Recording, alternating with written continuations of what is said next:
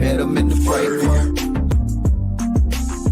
What you doing? What you doing? Hey, what we doing? I be in the break room. I be in the break room.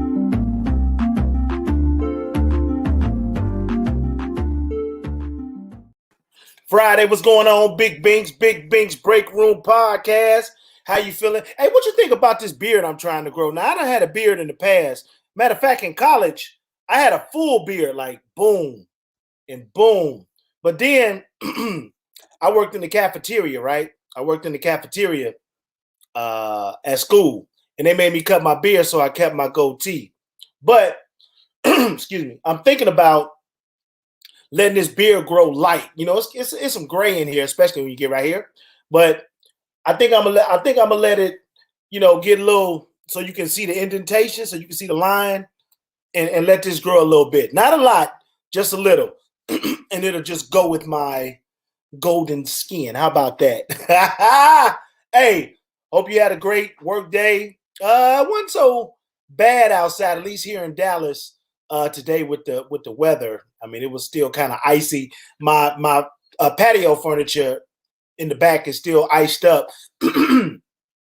However, the roads wasn't bad. So especially, you know, I know my Chicago family, my Ohio family, Indianapolis family, you know, all our fans out there, I know it's still kind of crazy and you're still dealing with it. So just be careful. And if you in Florida, it was 82 degrees today. You chilling. So, you know, on Friday, we let loose, we kick it. We got a good show planned for you today. But I always start the show off with some Black history. And today, I want to talk about Mary Van Britten. In 1966, she devised an early security unit for her own crib. She was in New York. She was living alone in Queens. And while her husband was gone, you know, she was like, man, this ain't safe over here. And the police, you know, they was tripping. Police would never show up when she called them. So we talking about the 60s now, mid-60s, 66. She invented a system that used a camera that could slide into and look through peepholes in the front door. So, you know, you got the front door. She threw a camera in that joint, right? And later on, her and her husband took out a patent for that system. So it was a camera in the peephole. She had a button to unlock the door. And then she had a button to go right to the police. Now think about your security system. Like you got a blue button that say police. You got a plus sign. You got a red one for the fire and all that stuff. You know, all these ideas was taken from our new Black History honoree today, Miss Mary Van Britten, 1966. Black woman making it happen. So we definitely want to shout her out. And I definitely want to shout out Action and Shawnee checking in on the show. What's going on, y'all? Happy Friday.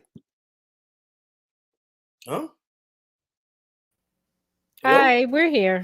I was trying to put your Mary Van Britten up there, and then you switched over to us. So, you know. Oh, my bad. I was on another screen reading. Yeah. Yeah. What's up, y'all? Y'all good? It's Friday, man. Y'all good? Man, Friday. Yes, it's Friday. It is pre-Valentine's Day, so I am in my Valentine's Day attire because this is all I'm gonna do for Valentine's Day. Talk to y'all. You mean nobody from the morning show slid into your DM? Oh, you was giving out the DM today? Yeah, the DM was open. It was open. The DM with her and Mel's in the morning was open this morning. Oh. There go that boy Richard. What's up, man? That boy Richard Jones. I done seen your name a couple of times. What's up with you, big homie? Yeah, so this is my Valentine's Day. Nobody hit you up this morning, Shawnee? Yeah. Okay, because I was like, so she getting on the slide. See, no, I ain't getting on the slide, but just because they hit me up don't mean that's what I want. Okay. So, see, the problem was nobody came with the brownie. See, that's what I said.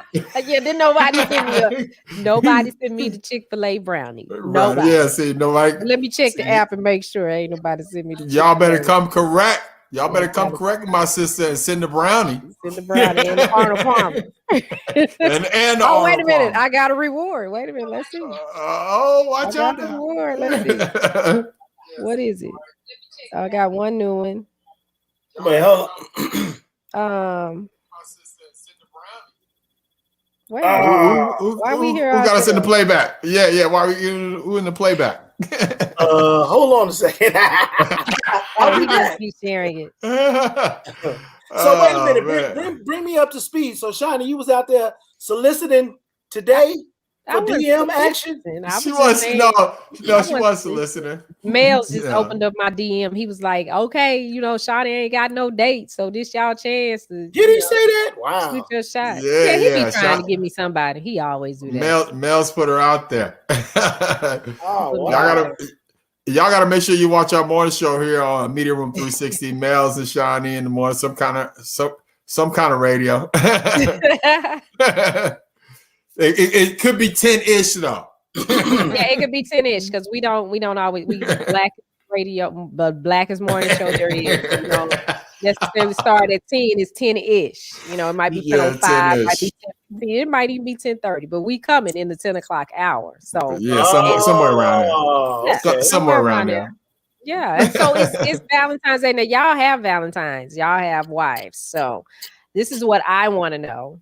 What did you get, Bink? What did you get your wife for Valentine's Day? Valentine's Day today, is it? Oh, really? When is it? Sunday? Sunday. Tell her, Mels. It's over. Oh. It is. Okay, I'm about to say, now it ain't Sunday yet. No, it's not Sunday. So what are you going to get? I don't know. She might be listening. If I said she might hear it. Ooh, wait. Okay. Whoa, way to go, B. Way to go, B. I do know we probably go get something to eat somewhere. I do know that. So there you go. There you go. Way to follow up. Way to follow on that one. Yes, indeed. I'm gonna use that same one. She could be listening. Yeah. So a meal is a Valentine's gift. I think so. A meal? Well, yeah, I think so. I think going out. Well, I don't even know if I want to go out because it's crazy in the world. But just hanging out, eating, talking, spending time. Kind of same thing you do every day. Yeah, I'm like. Now that's funny. What you do every day? I mean, y'all not buying. Listen, y'all been married like 100 years. Okay, I'm talking about both of y'all. Mm-hmm. So you're not buying jewelry or hell no. I'm not divulging what I'm not divulging what I'm doing. She could be listening. Not no jewelry though. That's a lot of bread. It's Valentine's Day. Yeah. Well. Yeah. It's Valentine's Day. She's your dream. She's your destination. She's the one. It's a Valentine's Day. What do you mean? It's a beautiful day. Beautiful day. Valentine's Day. She make my wife sound like a Jedi. She's the one. She's the one. Well, these were some of the top Valentine gifts that I found rather interesting. So the number one, well, I guess I'll start at the bottom. I'll start at the bottom and go to number one because number one is going to trip you out. But number 10 is apparel. So like, the little t-shirts, I'm with her. She's with me. I love my girlfriend. I love my boyfriend. That might be good for you, Action. No, I'm not doing that. No matching clothes, none of that stuff. I think my wife got a shirt that say my husband is dope. I think. Seems like I seen that somewhere. Do you have a shirt that says my wife is dope? No, she bought that shirt. So I don't know if I don't know if it was a matching shirt that came with it. So I don't know. So maybe you could go and find that. I'm with her and she's with me, something like that. Y'all can do the matching shirts, but your TikTok little stuff.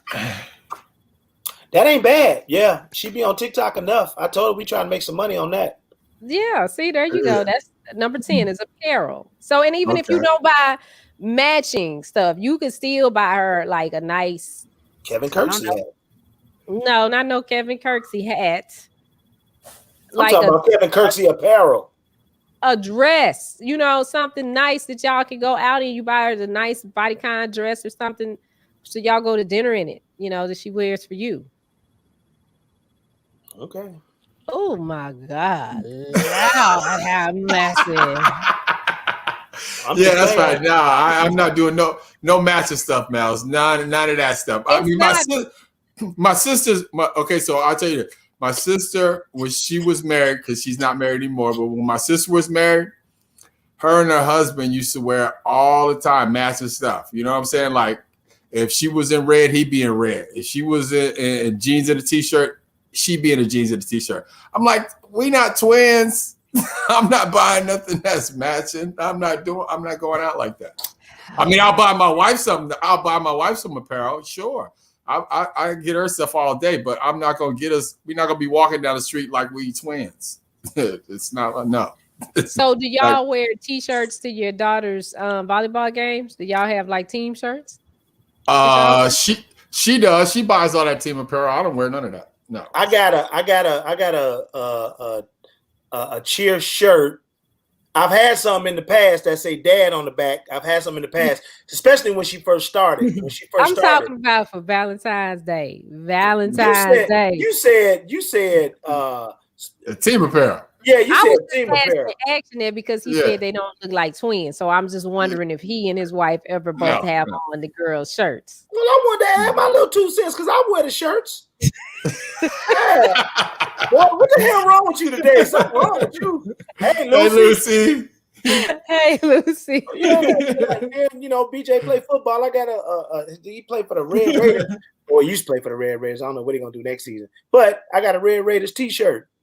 It got Turner on the back. Absolutely.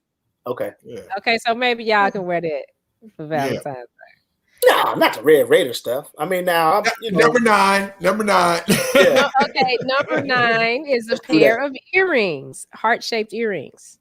Okay, I can do that. That's not bad. You wouldn't buy her some earrings? That's not bad at all. Lucy, we talking about Valentine's Day and what gifts you should get. That's what we talking about. Hey, Sherry. Yeah, if you're just tuning in. Call her the queen. That's the queen. What's up, queen? Hey, queen. Hey, queen.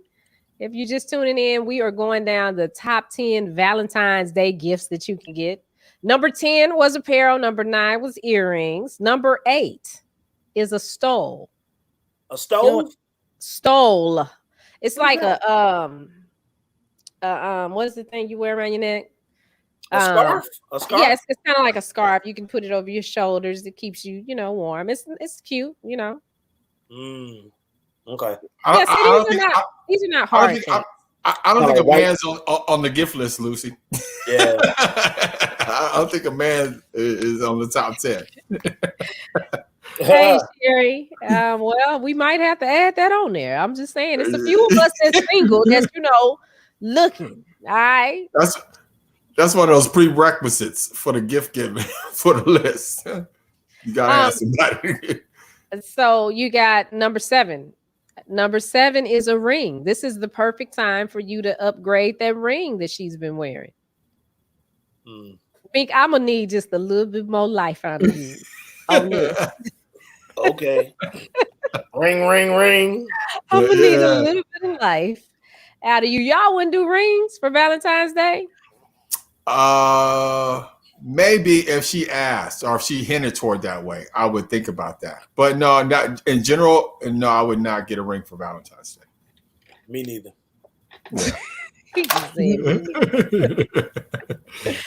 Okay, well, this is a cute one. Customized phone covers. So you know how you get your phone cover? You can get her a phone cover with your picture on it or a picture of the two of you on. I like that, but I wouldn't do the match. You didn't say matching, you said custom. Okay. No, for her. Yeah, that's dope. That's cool. What's up, Sky?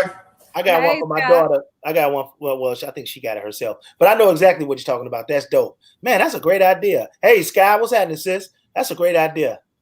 See, these aren't bad ideas. So y'all stuck on Valentine's Day. That was number 6.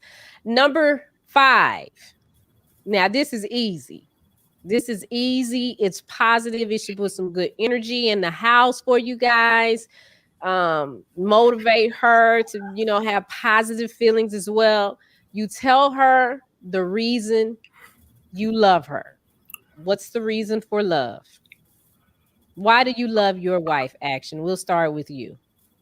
Well, I do that every day, but that don't have to be Valentine's Day. I appreciate my wife every day, and I let her know because I wouldn't be me or nowhere without her. So, I mean, I don't know. It's just see. Why do when you you love say, why do I love my wife? Yeah, Man, I don't know. I don't know if we got that much time on an hour show. It's like it's just like, I mean, it's just, it goes like the list is endless for me. The way she looks, the way she looks at me, the way she takes care of my girls, just being her, just a beautiful woman inside and outside. She's gorgeous to me. I mean, it's like I don't see nobody else. I see her. okay, So. B. Tell us your reason for love. Now you want it to be included, so I'm including you. What's your reason for loving your wife? Shoot, we got history together. We got history. We shoot. I met her in 01. Matter of fact, I met her the night that Aaliyah died. I remember. And ever since then, well, you know, we was friends for a couple of years, and then, you know, we got married in 07. Yeah, 07. And I mean, she just been around, ride or die. You know, we done traveled together, we done argued together, we done been through so many different states living together, trying to, you know, raise a family. You know, I could depend on her. It ain't even enough time for me to go into all the stuff. Oh yeah, you know what I'm saying? It ain't enough time. But for the most part, and people gonna think I'm being funny, but she got a what do you call it? A normal functioning brain. You know what I'm saying? She doesn't have any issues that can't be controlled. You know what I'm saying? We're not having any what y'all laughing at? We laughing at Richard. Rich. Yeah, Rich, man. But no, man, you know, I mean, 20 years. I've been doing it for 20 years. Yeah, Rich said it's kind of difficult. You coming out with these reasons. He's like, Rich said you struggling. Because I'm trying not to say the regular stuff that everybody say. Like, I mean, you know. No, he doing good. Bink doing good. What I was expecting him to say when he was like, "Well, I hope nobody take this wrong." Yeah, she can cook her ass off, because that's what he always tell me. She can cook. Yeah, she can cook, and she opened my mind up to more stuff. Like they family do a lot of stuff together. Growing up, my family, although we were a unit in the immediate home with my mama and my sister and my brother and my other sister, is 4 or 5 of us in the crib, and it's 5 of us, and we mostly played with all our friends outside. When it came to taking trips and going on family trips, we didn't do that. And I wasn't used to doing that. And I didn't care about doing it. But over these last couple of years, I mean, I've been all over the world. Damn, I mean, with my job taking me everywhere. But, you know, with us, you know, me and her, we done did a lot of stuff, you know. So I wasn't really on that back in the day. But, you know, it's one positive thing that that I like. It's more than one. It's more than one. No, it's more than one. But that's just one. That's just the only one I got time to talk about, because there's so many. Oh, okay. So many. Yeah. Well, she ride or die. She my Valentine. And I know she listening. Oh, good. Very good. If you just Mo's tuning a in, good girl. If you just tuned in, you're checking out Big Bink's Break Room podcast with my man, Big Bink. Oh, well, yeah, over there. Action Jackson down there, and I'm Shawnee Scott. We are running down the top 10 gifts that you can give, and so far, so good. We were on number 5. Number 10 was apparel. Number 9 was earrings. Number 8 was a stole. 7, a ring. 5, custom phone covers. Number 5, I'm sorry, that was number 6, and number 5 was tell her the reason for love. Number 4, have y'all heard of the store Bath and Body Works? Yes. Yeah. Okay. Well, you know what? You can just get all kind of gifts, health and beauty products from there because us girls are obsessed with all of those little things and the candles too. Okay. See, that's something you can go do. You can hit a Bath and Body Works, and usually they have like you could get 3 for $20. I think you can get three items. Yeah, you can get like the lotion, the spray, and another lotion or something. They usually have like 3 for $20 or something like that. You can do, or 3 for $25, something. They ain't got no sale, like 3 for $10. $20. $20. I gotta talk to the manager. I need a sale. That is the sale, boy. That's the sale. Jesus Christ. Oh my God.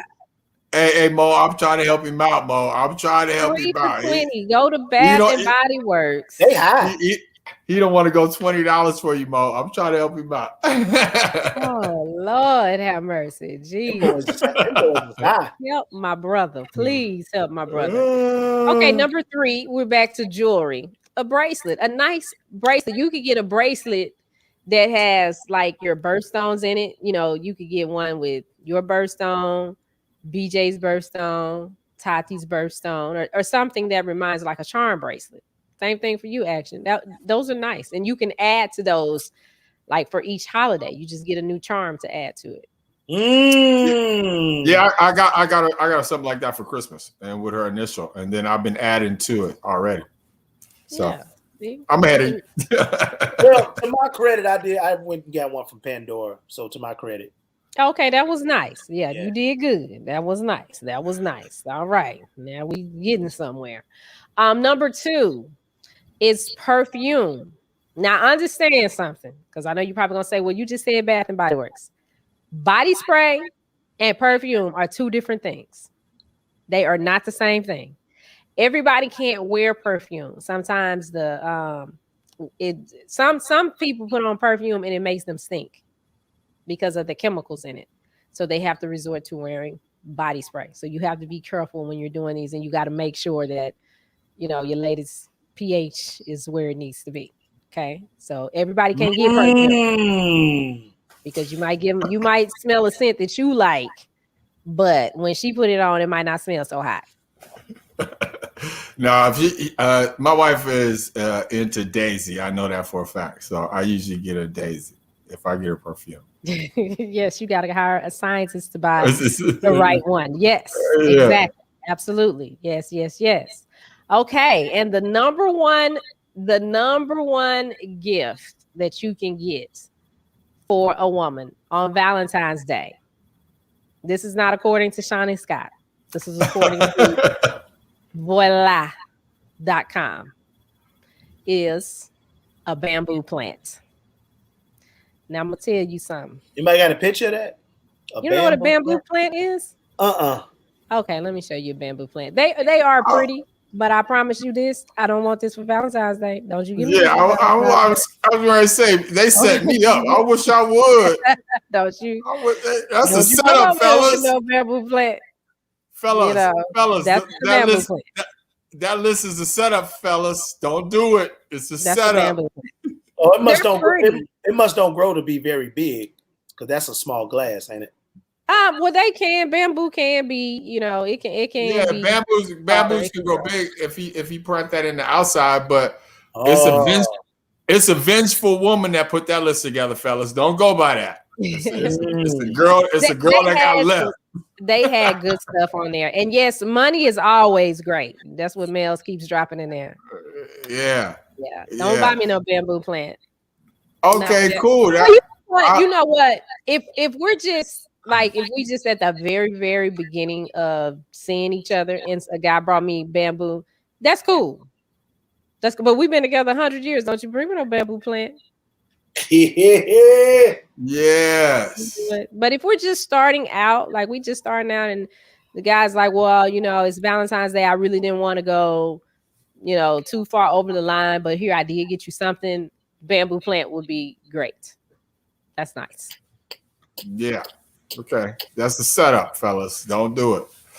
Okay, cool. Now is that the top? Is that the top 10 list? Is that the top 10 list? That's it. Yeah. Okay, so now let's go to the guy list. Where's the guy list? See, I was supposed to get a list for y'all. I thought y'all was gonna have y'all own list. Oh now, I got the guy list. Okay, well, I got a list for y'all. This will help y'all out too. It's the top 3 for the guys. We want. Okay, well, wait. Okay. Let's because I know you about to go somewhere. So I have another list for you though. Okay. So the top, the 11 most romantic cities in the United States that you could go to for Valentine's Day. So you could plan a trip for Valentine's Day. Yeah, okay. Not doing that in the COVID era, but we may do that next year after the vaccine. That's what that is. We're going to Valentine's Day retreat. Next year you'll do that? Yeah, we all gonna go. Who I'm gonna go with? I don't want to go with y'all. This time next year you'll have somebody. Yeah, you. I've seen the future. You good. You about to get hooked up. You good. You check your DM now. Somebody sent you a brownie already. Like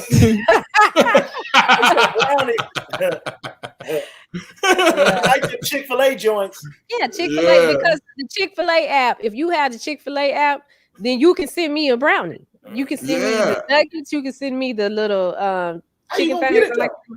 You send it through the app. You send me a reward. Yeah. I'm telling you fellas right now, that app will get you conversation. Send that brownie. It's gonna get you some conversation. No, you go get it, because like I didn't realize it, and I had all these things on there, and so I was looking at the rewards because they had dropped a brownie in there. Like Chick-fil-A will drop some in there, so I went and I got my brownie, right? So I'm thinking, okay, well I got my brownie. I don't have no more brownies. Well, somebody, I don't know who, but it said the name. It said some guy named Jason, somebody sent you a brownie. I was like, oh, thank you, Jason, when he got my brownie. So if you have the Chick-fil-A app, you can send me nuggets. You can send me my Arnold Palmer. And then I just go and scan my phone. They scan the little code on there and they give me my whatever is. So you gotta go up there though. I thought it came to the house or something. No, I have to go get it. Like it'll stay in your little app for but like, you sending it to her. Yeah, but you sending it to her. And it'll tell me Big Bink sent you a brownie. There you go. Big Bink sent you an Arnold Palmer.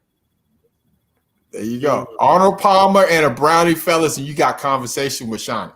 And the AP's nuggets. Get about that 8 count. Yeah, the AP's nuggets. Yeah. You can't ask for more than that. That's simple. That's simple, right? Yeah, that's easy. Okay, so action. What's y'all's the list? The top 3 for guys. Top 3. Let's go. Yeah, the top 3 for guys. Easy. We simple. Give us a good meal, a good time, and some good sex. Valentine's Day is a wrap. Somebody said sex wasn't a gift. It's a gift for Mel us. said that earlier. Now, Mel said that ain't no gift. Mel said that is not a gift. I don't think it's a gift. It's a gift for us. It ain't a gift for her. It's a gift for us. See, Mel's saying, nah, that ain't no gift. That's a gift. For me, it's a gift, brother. I don't know how you get it, but for me, it's a gift. That's like, nah. That's a gift. It's part of the normal routine. That's what I think. No, trust me. After you married as long as I've been, it ain't no routine. Oh, People think married people get sex all the time. We don't get sex all the time. Let me dispel that rumor right now. I agree with that. Yeah, everybody knows that. Married people do not get it all the time. So for me, Valentine's Day, sex is a gift. Mel said he wants jewelry, cash, cars. No, I don't want none of that. Okay, so if you want to go gift wise, my wife already knows if she gets me anything golf, I'm in love.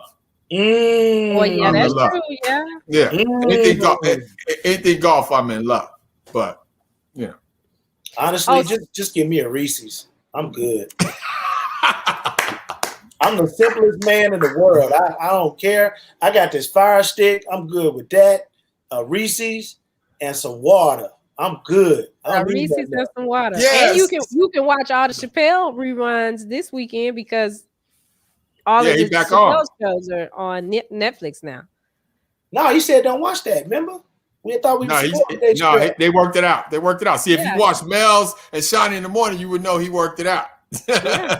They gave him millions of dollars. They having a real happy Valentine. Did they? Oh. Yeah. They was get a nigger some money. Fuck yeah, give him some money. That's what they said. But yeah, that's awesome. Nah, see, for me, I see all these fellas chiming in. They want cologne, outfits, hat. Mel's like, I've been married a long time now. Listen, I'm simplistic. My wife don't have to give me nothing. She don't even have to give me a card. It's not. That's Valentine's Day for me is not about me. It's about her because it's not a holiday for guys. I'm with Keandra. Keandra said you don't need nothing this year. Just that's what it is. Still here, COVID is the truth out here.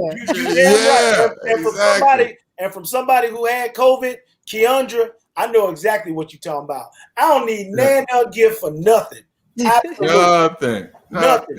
I mean, if you want to give me a Reese's, they're $1 at the dollar store. Give me that and some Ozarka, the little small water. I'm chilling on the couch and I'm watching my brown couch. Them two right there, either one. See that boy Tip on. Wait a minute.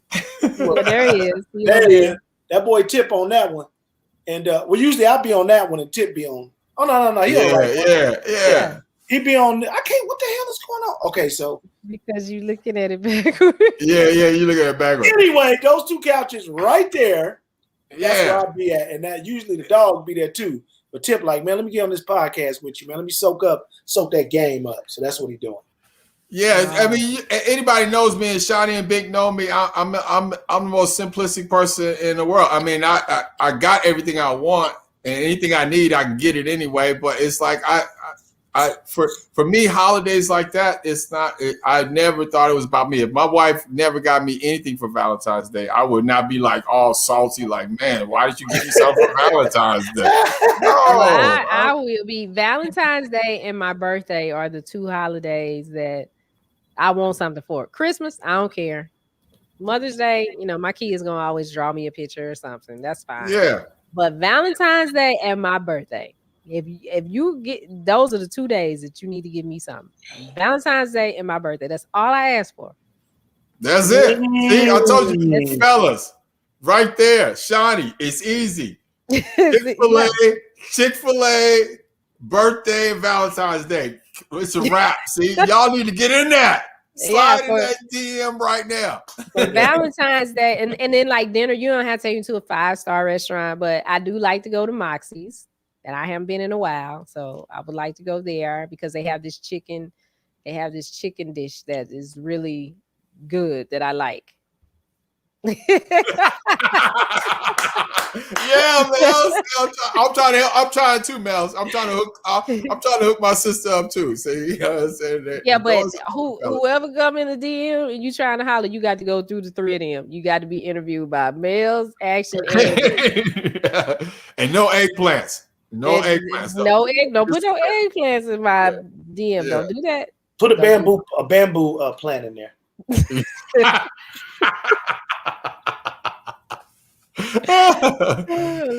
I mean, but even for Father's Day, I mean, for me, Father's Day, if you just let me go play 18 rounds of golf and don't mess with me all day, don't call me on the golf course, I'm good. I don't need no card, none of that. I mean, it's like I'm simple. I could care. I'm with you, actually. I could care less. That's how I was on Mother's Day. They was like, "What you want? Just let me sleep. Just don't come in here. I'm in my Tempur-Pedic. Don't leave me alone. When I open my eyes, I'll turn my TV on and watch it. But just let me be in my temp.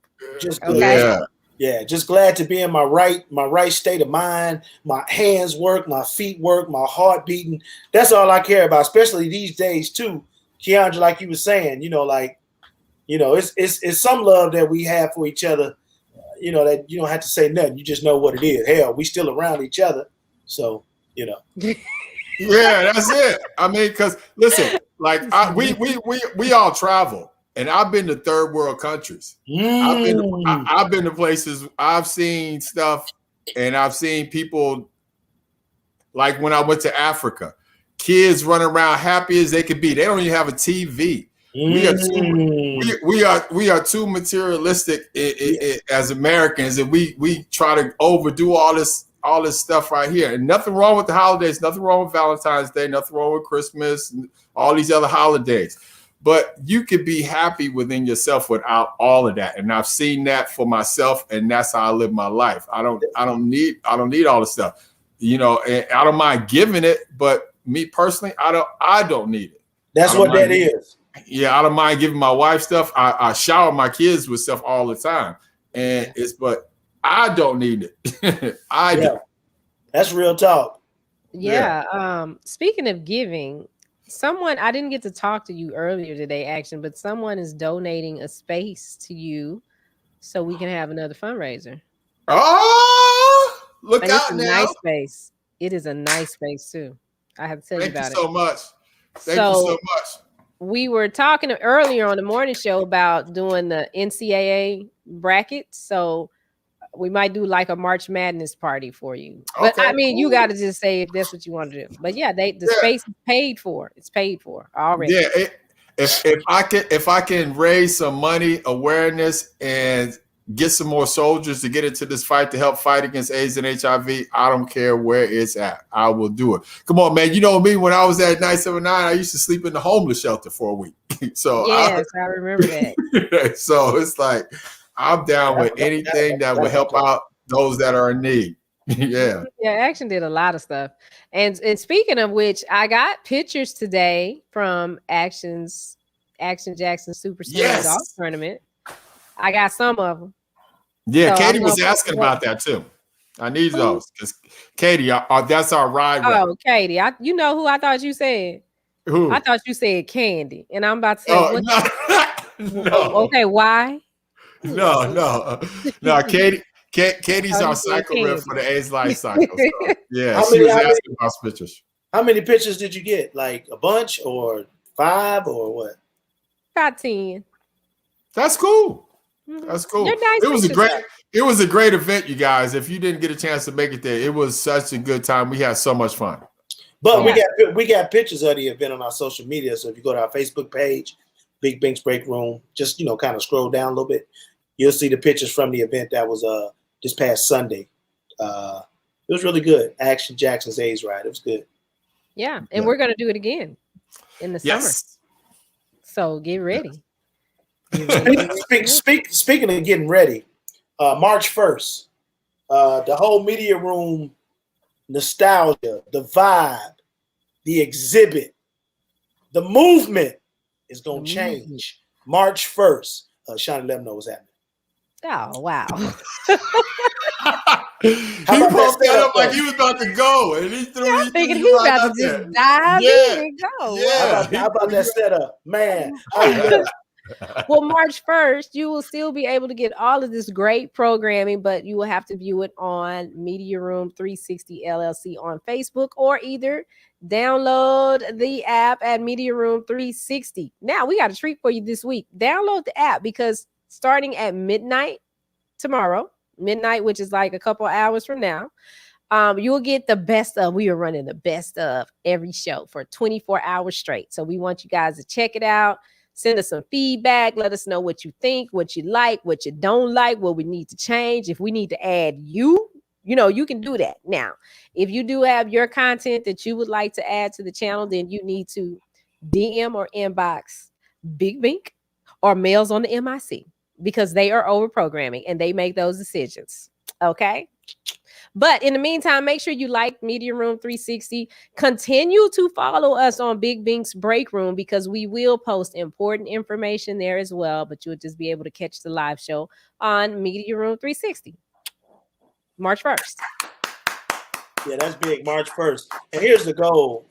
Guys. We just trying to have all our content on our platform. And so you don't have to search and go here and go there. Even though you had those other platforms, that's dope. But when it comes to us, you come to our crib, park at our house, check us out, And then the flip side of it, you ain't got to come to us. Literally, come to us digitally. Take us anywhere you go. So that's what we're trying to do. Like you go to YouTube every day, just same mindset. Just come to the media room 360 every day. See what's going on.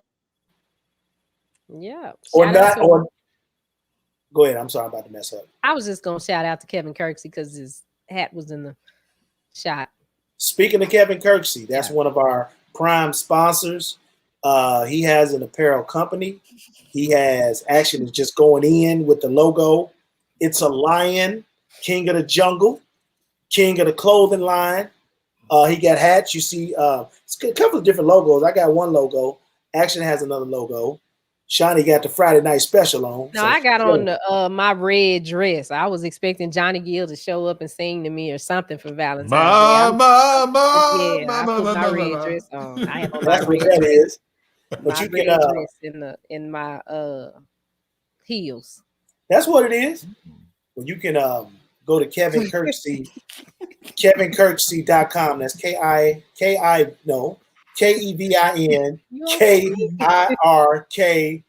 I'm writing it down on my knee. SEY. KevinKirksey.com, and check out everything he got, like from the shirts to the shoes to the pants to the purses to the gym shoes or sneakers, whatever you call it, to the kid gear, to his brand new line of YAMP, You Are My Priority, YAMP.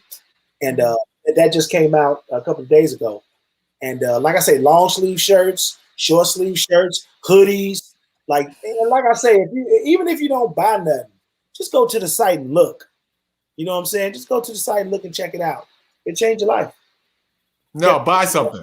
Yeah, well, no, don't be cheap. Don't be cheap. Because buy you know something. What? Yeah. I can't go. You could buy a t-shirt. You could buy a hat. That's he has cheap. masks too. Yeah. Oh yeah, that's right. Masks. Yeah, you got masks too. I can't reach them though because my headphones. These are the little cheap Sonys. These ain't my, the ones with the long cord. So I can't go nowhere. And ladies, a good idea for Valentine's Day for fellas. They love the caps. Oh yeah, the one that says Black Pride. Oh my God, everybody loves that one. Yeah, he got some dope hats, ladies. That'd be a great idea for the fellas. Yeah, good time to be black right now in this world. Great time to be black, young, gifted, and black. Speaking of being black, all my life I've been used to.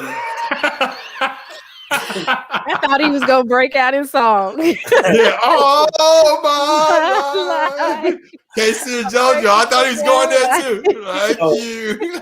I think about when I was in grammar school, South side of Chicago, and probably most of you on this feed, whatever platform you're looking at the show on, probably did it too. Especially if you're in my age group, 40 plus. When we got to school, we had to do the Pledge of Allegiance. All my life I had to fight. That's funny. We had to do the Pledge of Allegiance. And then after the Pledge of Allegiance, we did the national anthem. Now, wait a minute. The national anthem is "Oh Say Can You See," right? Oh, say can you see? Yep. That's what we do at that's not the start. By the dawn's early light. What's so proudly we. That's Star Spangled Banner, right? Yeah. At the twilight. That would be the national anthem. Okay, so I don't know if y'all been. Let's let Sean have a moment. Go ahead. I was trying to sing behind you. Okay, all right, go ahead, keep singing. Who's brought stripes? Who brought stripes? Who's brought stripes? And so in the NBA, just like other sporting events, NFL, NBA, soccer, baseball, there's always a time where they sing the national anthem. It's part of the ritual at the beginning of a game. It's supposed to be a song that highlights and embraces and shows the importance of diversity in a country that is about free will, a country that is about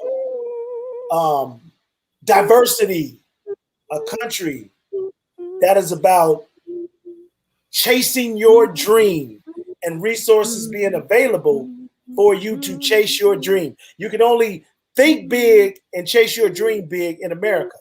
And so this song, written in 1770 something by some guy, I forget his name, and this song has been played at every sporting event that I can remember, and that's why I started out all my life. But just recently, here in Dallas, Texas, where the show is based, Mark Cuban, who we got to get on the show, but he's the owner of the Dallas Mavericks, the basketball team here. And he was like, you know what? It's kind of crazy right now. Don't even worry about the national anthem for a while. Don't worry about it. Now, for a couple of games, they didn't play the national anthem. And of course, everybody got upset. And I served in the war. I can't believe this. I served for this country. Blah, blah, blah, blah, blah, blah. And so the NBA mandated the Dallas Mavericks organization to play the national anthem at the beginning of the games. So he's back to playing it again. But there's so much controversy over this subject now. Action, you and Shawnee are both military veterans. I would love to hear y'all thoughts. I say leave it where it's at. You want me to go first? Well, listen. Ladies first. Ladies we don't need it. We don't need the national. It ain't for us. But go ahead. My thing is, if we're going to give respect to it, then we have to give respect to it. And that does not happen when you are at the game and they sing the national anthem. The only people that stand up are the ones that's right there in the stands. And most of the time they keep on talking, but the concession stand is still selling nachos and popcorn and stuff.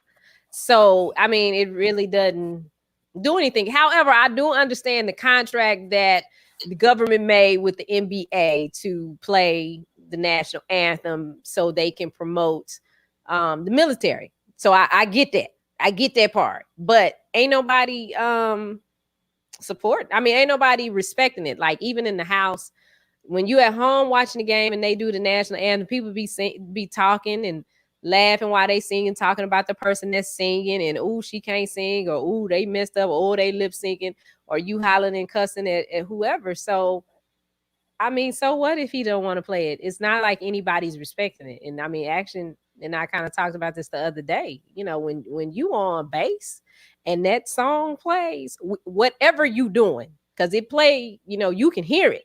You have to stop whatever you're doing. If you're doing your whatever you doing, if you getting stuff out of your car, you better sit that stuff down and get in attention and face the flag.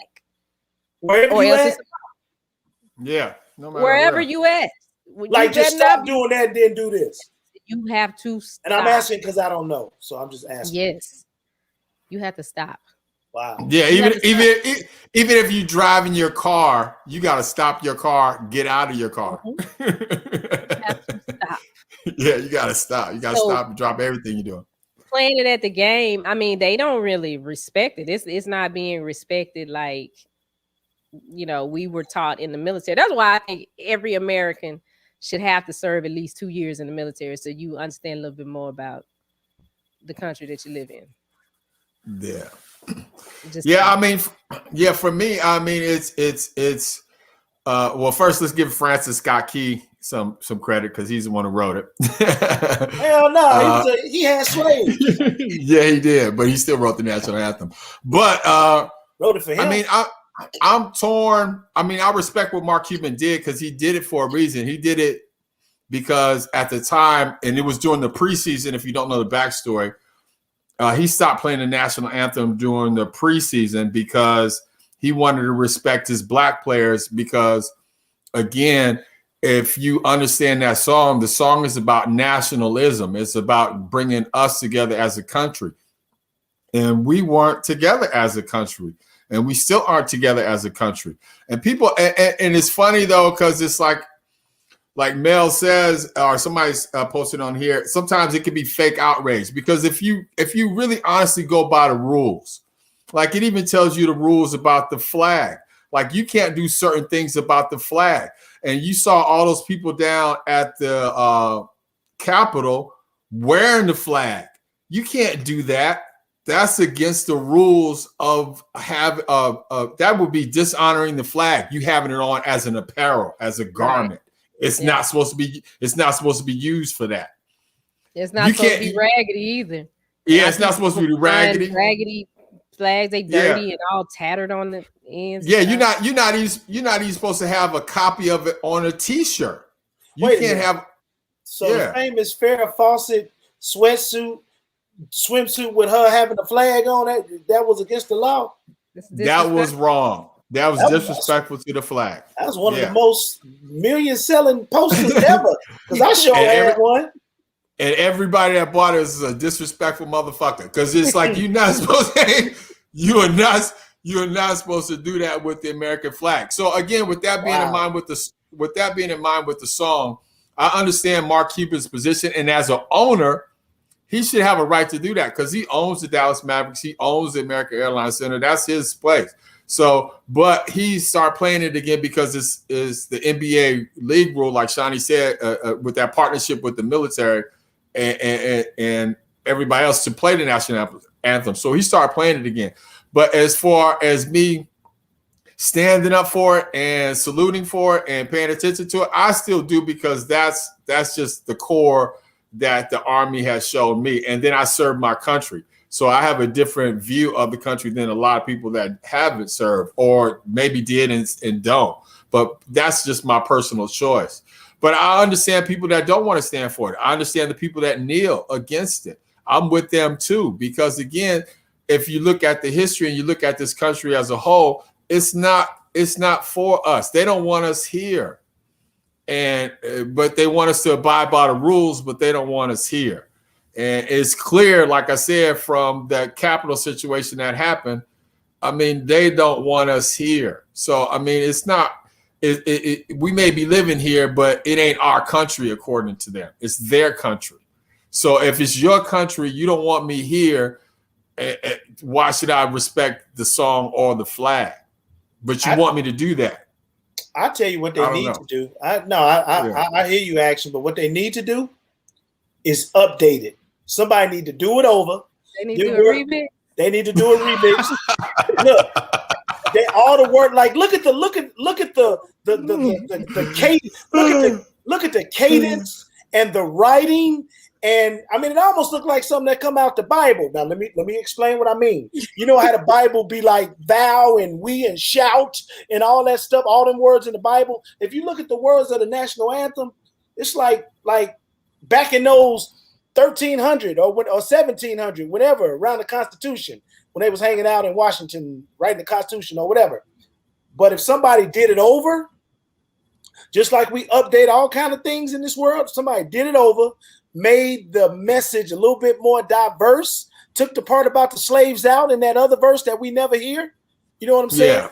That would be amazing because we got to change with the times. To your point, Action, the way we are treated in this country, that hasn't changed because the foundation of this country, the literature of this country hasn't changed. And it's not going to change until we slowly start to chip away. Aunt your mama, they're making a big deal out of that. Now I'm gonna trip y'all out because my view on the Aunt your mama syrup that they took the lady face off and they put the what is it? A picture of the sun? They just put a logo. It's the factory, it's a logo. Whatever Mills company. I can't remember the name of it. General Mills. To me, in my opinion, them taking her face off is a smack in the face to us. That's just my opinion. Because when black people see that lady, that smiling lady on that face, we know that means syrup. Now it's not a black-owned company. It's not a black-owned company. It's not a black-owned company. So yeah, exactly. It's not a black-owned company. So they really, getting over by having her face. And then I just found out she was a real person. Did y'all know that was a real person? Yeah, Mels let us know. I'm talking the actual lady on the thing. She's in Austin, Texas. Yeah. I didn't know that. She from Texas? I didn't know Austin, that. Texas, yeah. So yeah, but I'm just saying, They have a whole statue and stuff for her out there. Yeah, but they're thinking that's helping you though. They didn't do that. They didn't do that. Yeah. They didn't do that to be offensive. They thinking that's helping because they don't want. Oh yeah, they did it to be offensive. I think they did it to be offensive, but to Action's point, since we complain so much, they say, "Well, okay, let's just help these black folks out. We just take it out." Yeah, and that's how I feel about a lot of things because I'm torn. Like, okay, so you saying do a remix of the national anthem? You know who I think would be great to do the remix, and I cannot. Anthony Hamilton. And I cannot stand this person. Teddy Pendergrass. I can't stand this person. I'm sorry. I'm sorry. Teddy Pendergrass is dead. Yeah, I'm sorry. My bad. I'm sorry. No, I've had to deal with this person 3 times in my life, and we talked about this person because I talked about this person being canceled. R. Kelly. Oh, R. Kelly. I think R. Kelly would get it in because he is very talented. I don't like him as a person. He can write. He's definitely a great writer. But he's definitely a good writer, great musician, and I think he would turn it into something that could be, as long as he ain't talking about 14-year-olds and that 12-year-olds. But like for real, if that was his, if that was his only job to just remix the national anthem, I think he could do it and get it right the first time.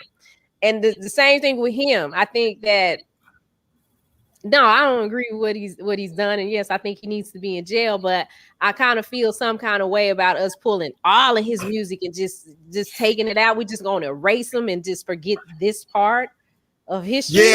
Yeah, but we already got a national anthem. People just need to learn the words. It's called Lift Every Voice and Sing. No, that's true. James Weldon Johnson. Yeah, we got an national anthem. People don't know the words. 1939. Absolutely. Yeah, they get past Lift Every Voice and Sing, and then they start humming. Especially on Sing a Song. On Sing a Song. Still earth and heaven ring with the no, go to Sing a Song. Sing that part. Sing a song. Sing that part. Watch this. Full of the hope that the dark past has taught us. Sing a song. See what I'm saying? Exactly. We got a national anthem. People just need to learn the words. See what I'm saying? People just need to learn the words. If you learn the words, we just rock our own joint. We can go all day and all night about the national anthem. Well, at least I can. Remix it, make it better, import it in people's heads. You know what I'm saying? Remix the national anthem. We're gonna start a campaign. But coming up next at the Big Bink's break room, my big homies Killa and Muck, Talking Black. They killing the game. #1 show on the Media Room 360. They are coming up like literally right after us in 20 seconds. So get ready as they shut down your Friday night. And then you can also be a part of the conversation. You ain't got to go nowhere. They literally going to come on right after Right us. here. Right here. Media Room Don't go nowhere.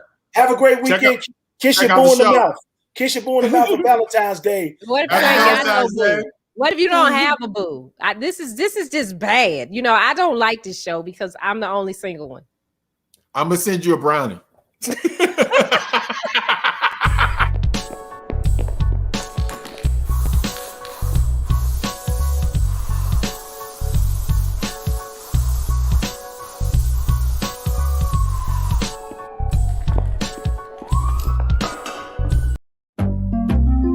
Hey, how you doing? What you doing? I be in the break room. I be in the break room.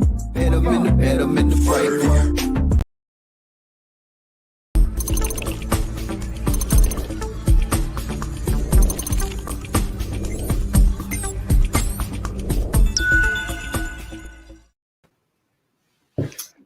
Hey, what's up? TGIF to everybody out there. Hail to all my black queens out there watching tonight. Salute to the black kings out there. It's your man, Muck the Empath, along with my co-host and compadre, Killa the Conscious King. What's happening, everybody? How y'all feeling? How y'all doing? This is another episode of Muck and Killa Talking Black. Hey, so man, like I said, hey, everybody that's out there, no matter what platform you're joining us on, whether you're on Facebook, whether you're on YouTube, or if you've downloaded the Media Room 360 app and you're watching us live from the app. That's the preferred method, though. Go to your app store, go to your Google Play Store, download the Media Room 360 app, man. You can watch us live here. You can watch all our previous episodes, as well as other great content that's on this channel. This channel is Black-owned, female-owned. Miss Shani Scott, again, put it down for the culture. We're trying to push the culture forward and entertain our people and lift our spirits and souls with some great content here. So go to your Media Room 360 app, watch all the content. Some of the shows we got on there, man, we just got Big Bink's Break Room, just went off, funny cat. Yeah, Shawnee's on there, Action Jackson. See them every day at 8 to 9. Then you've got Recipes for Conversation with Miss Antoinette. It's a great cooking show over good conversation. Watch that. You can also catch us here every Friday night at 9 p.m. to 10 p.m. Live. And you can also watch all the other content on the show. What's up, my man Killa? Hey, Basil, Muck, I'm doing all right. You know, how you doing this evening? Man, good, man. Hey, we had a good weekend, man. We were at it was Super Bowl weekend. We had an event. Action Jackson had that event, man, at Top Golf here in Dallas, man. Great turnout. Benefit, yeah. Had a lot of fun. Man, had a great time, man. It was Action's riding in a Cycle for Life AIDS charity event that's going to be out there in California in 2022. So he's been training, raising money to benefit that foundation. All the proceeds go to benefits the AIDS life cycle. They're going to ride like 560 miles, basically from San Francisco. To San Francisco, right? Yeah, man. The man does that every year, man, to benefit that, man. So if you get an opportunity, go to the website, donate, follow him, encourage him as he goes on that journey, man. It's all for a good cause. But yeah, man, Super Bowl weekend. Man, did you watch that game? I did. I fell asleep at the halftime show and I missed out on the second half, but it looks like Tampa Bay pulled it out, shutting down the juggernaut for Kansas City and they only got 9 points, man. What's up with that? Man, hey, that Bucks defense is real, man. They came to play. And then you got to take into account, I think the Chiefs were hurt. They had the two top tackles out. Mahomes was kind of limping, but I don't know if they had been healthy. The way the Bucks defense put that thing on their butt, man, I don't know if they'd have won anyway, man. But it's funny you fell asleep, man. One thing I was watching the game at halftime. Really, I knew the game was over at halftime. Just the way it was going, I was like, man, this ain't looking good. Yeah, I was trying to give him some hope because I put my money on KC.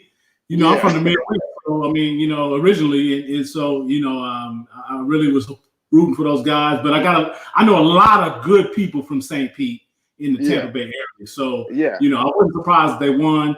Tom Brady seemed to have been back in his element, and he took real advantage of that and put on a really good show, man.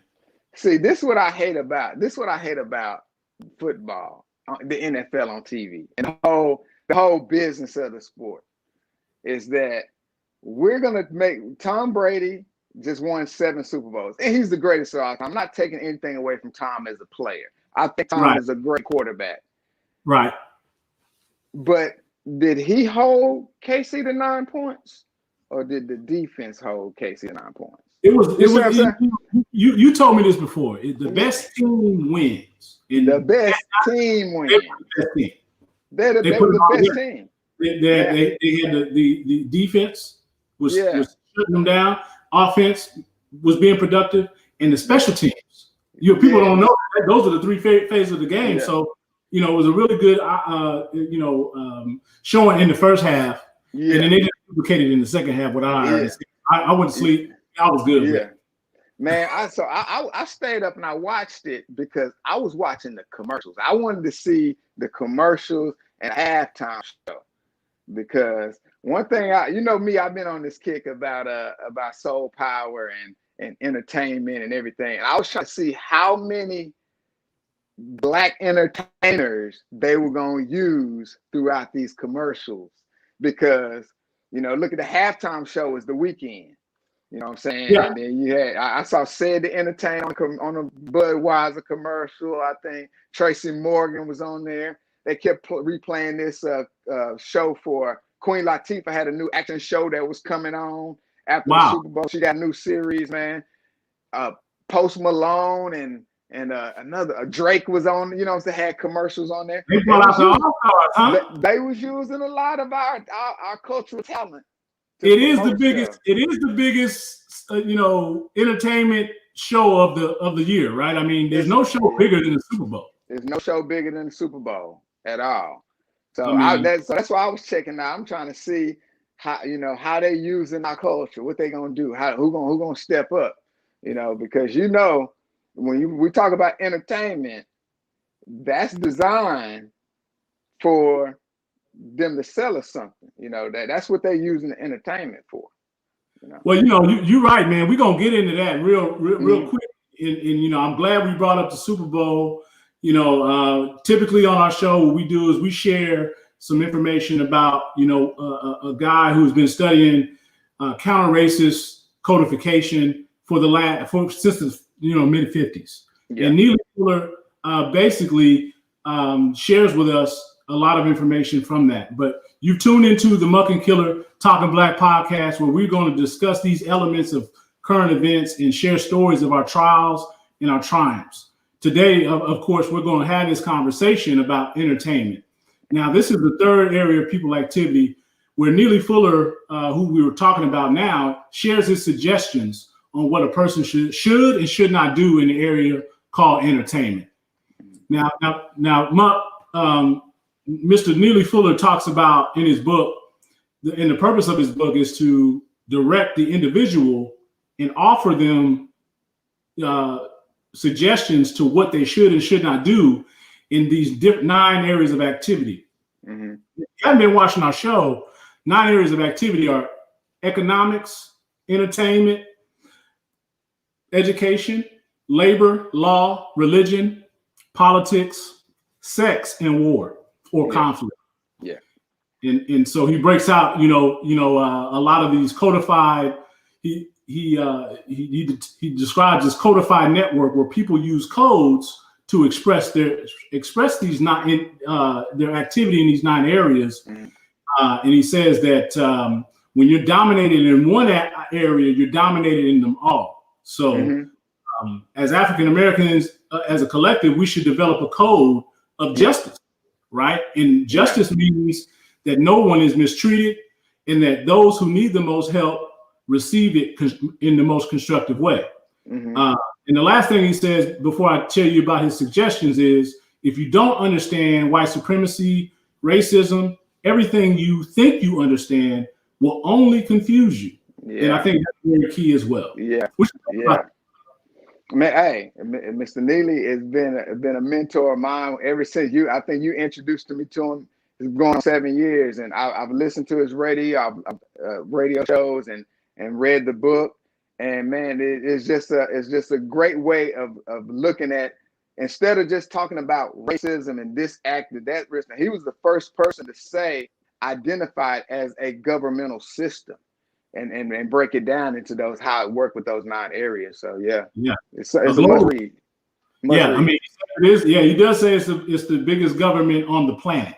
Yeah, but he makes these series of suggestions, and the following suggestions pertain to what a victim of racism. So if you don't think you're a victim of racism, white supremacy, this doesn't apply to you. But what he says is victims of racism, white supremacy should or should not choose to do in the third area of major people activity called entertainment. He says each person should choose to speak, act according to one or more suggestions presented, but only if he or she decides to do so. So no person should speak or act according to any suggestion presented unless he or she has judged that suggestion and chosen it because they believe it's going to help eliminate white supremacy and racism and or help to better produce justice. Okay.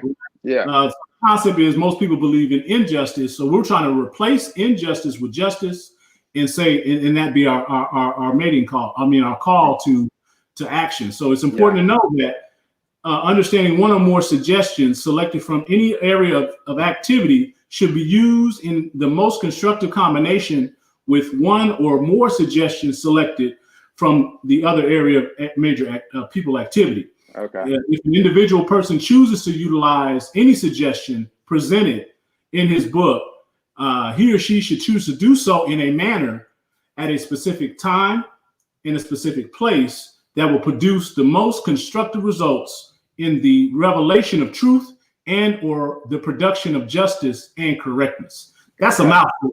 That is a mouthful. Yeah. So basically, he's saying we don't have to be together as long as you align your codes with each other.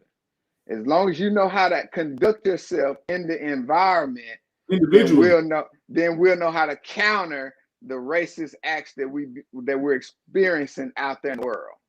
If you believe you're a victim, if you believe you're a victim. Yeah. But you can go get the book at producejustice.com. And we're not getting anything back from this. This is just us to share this information with you. So producejustice.com is where you can get the United Independent Compensatory Code System concept by Neely Fuller. So, we watched the Super Bowl, man. I mean, you told me about your commercials. What are your thoughts on entertainment? Okay. So let's talk black. So let's talk back. Okay, before we get into entertainment, tell me exactly what's the definition we're using. What do they say? Entertainment. Man, that's why I got love for you, man, because you always include me, man. So, entertainment is the action of providing or being provided with either amusement or enjoyment. Okay. Okay, so anything that makes you want to laugh or smile, or that you find joy in. Okay. Yeah. All right. Yeah. All right. So with that being said, I think that right there, entertainment is the most critical piece to this whole white supremacy structure. You mean the 9 areas of activity? The 9 areas of activity. If they say that economics is the first activity, right? That's the first one, which means it might be in a priority. And we all think that getting your economic right, we're always talking about economic empowerment as a people. I'm telling you, that only works with the entertainment piece. That only works with the entertainment piece. I can tell you why. Go ahead. All right, so check this out. So economics is concerned with basically these capitalists, and if you didn't see our show on economics, go back and rewatch the episode from last week that we did on economics. It'll tell you some of the terms I may say here about that you didn't understand. You'll understand if you go back and watch the whole episode. So anyway, so you got capitalists that hire people with jobs so they can produce a product that eventually the capitalists can sell and make a profit. And thereby they control all the resources because they're doing all the selling, right? Right. So here's the key to how all this works. In order for our system to keep working, they have to sell more and more and more stuff, right? So how do they convince us to buy stuff if we don't need stuff? Entertainment. I feel you. Entertainment is what is the linchpin that convinces us, because what entertainment does, it's the thing that holds our attention long enough for us to sit there and watch a 20-second commercial. So without them, we only tuning into the TV, commercial TV, because we want to be entertained. And the whole time we're sitting there being entertained, they slip in a commercial here. They slip in a commercial there. And an advertisement for some shit you don't need for the most part. But people think they're doing it, right? I mean, they think that they're making a choice, right? But really, what's really going on? What's really going on is that entertainment, the reason why entertainers entertain, and we can go back to this. Entertainment is about making people feel joy, and we all want to do that. That's what we all live for, to be entertained. Yeah. You go to work. I remember my family used to have me at the family function. Muck, get up and do the Michael Jackson, do the moonwalk on him. Show him how to. No, that boy looked just like Michael Jackson. He know every move, right? I'm entertaining them, and I enjoy entertaining them because it made me feel good that I made them feel good, right? You know what they call that? What they call it? Influence. Influence. That's what they call it, right? So yeah, I'm the best entertainers are the ones that draw you in and can influence you the most in order for somebody else to slip in and sell you something. Right. That's true. Yeah, that's true. Why is it important that we know that, though? I mean, why are we talking about influence and you know, motivation and all that, and entertainment, and how does that tie into entertainment, though? Yeah, because especially TV and any kind of visual art, the image is like, we think in pictures. So when you read something, you think about the picture in your mind, and then you have the story told in your mind, right? When you watch a movie or you watch something visual, you don't have to think. You skip a whole step. That stuff goes right to your subconscious brain. So when you're watching TV, you don't have to think. It's telling you what to think. Yes. It's telling you what to think. I get it. It's programming you in a way. It's programming you. That's why they call it programming. Like this one right here. Like this one right here. But we're trying to do programming in a way that's you know, direct to and direct from people that are sharing your experience. We don't have no ulterior motive. We just really want to share our experience and make sure that you're getting, you know, our perspective from that looks like us and has experienced the things that you've experienced. So check this out, and I mentioned this the other day. I sent out an email. I sent out a text message that we are entertainers with like INNER, like inner. We're trying to give you food for your soul. We're trying to tell you something. Hopefully we're entertaining. Because if we're not entertaining, you're not gonna watch this podcast. You know, so the people that are here with us tonight are here because they want to be entertained. But so we're trying to entertain you, but we're trying to feed you. What is our motive? Our motive is to enlighten you. So when you're watching any kind of form of entertainment, you got to be asking yourself, what are they trying to motivate me to do? That's a question we got to be asking. Yeah. What are they trying to get me to do? What are we trying to motivate people to do? We're trying to motivate people to think. We want you to be objective in the thinking about how this thing works, about how you perceive your reality. Stop and think about what you're witnessing. Is that really happening? Did they really say that? Did they really mean that? Yeah. You know what I'm saying? Or is that just entertainment? And if you watch, I don't say anything about watching TV. I watch a lot of TV. I watch movies. I'm on the internet all the time. So I'm not gonna sit here and complain and say stop watching TV, because I like entertainment just as much as everybody else. I'm addicted to it. I think this side is addicted to entertainment. You know what I'm saying? And it's because of how we grew up. We grew up that way. I used to tell my family members that y'all addicted to AC, air conditioning. They ain't want to go outside. AC feel good, brother. People ain't giving up AC. No, but on the cool. Hey, think about this. Our generation is called the latchkey generation. We were the first generation of really, like, I'm 45. So anybody from maybe 50 to about 35, 36, our generation grew up watching TV because we were the first generation to have two parents that usually was working. So we had a latchkey. So we went home and nobody was at home. We had our own key. They let us in. We ate Pop-Tarts and fruit roll-ups, and we sat down and watched TV because our parents was at work. So we watched a lot of TV. What was entertaining you at that time? Man.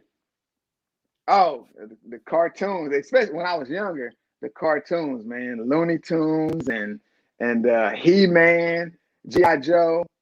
all of them, you know, that's kind of what I was into. And I always like comedy too. I always wanted something to make me laugh. You know, Right. You can sneak and watch that Richard Pryor or some cussing at night. Hey, we used to sneak and watch Eddie Murphy Raw. Yeah, Eddie Murphy. They be looking around, see a mom and them looking, yeah. Right. Or they'll let you watch it. They'll let you watch it. Come on, but because they wanted to watch it. You know what I'm saying? So they wanted to watch it just like we did. But yeah, so we grew up on TV. And the funny thing is, we always talk about, man, these kids, that's all they want to do. All they want to do is be in the house and play video games and watch. Dude, that's how we raised them. Because that's what we did. How we were raised, yeah. That's how we were raised. Yeah. We always talk about, yeah, we was outside. Yeah, we was outside a little more than what they are now. But if I'd have had the Madden that they be playing now, when we was little, oh man, all these games that they have, the technology is getting so much better. It's just much more enjoyable to be in the house and looking at all this media, all this Facebook, this social media, all this stuff that they have is very entertaining. It's very entertaining. People say that they ain't addicted. If they don't agree that they're addicted to media, like we just said, how much are you on Facebook? How much are you on social media? You know, do you have to have music playing while you do your homework or you sit at your desk? Do you have to have a whole bunch of distractions? Ask yourself that. How do Black people though get dominated in the area of entertainment?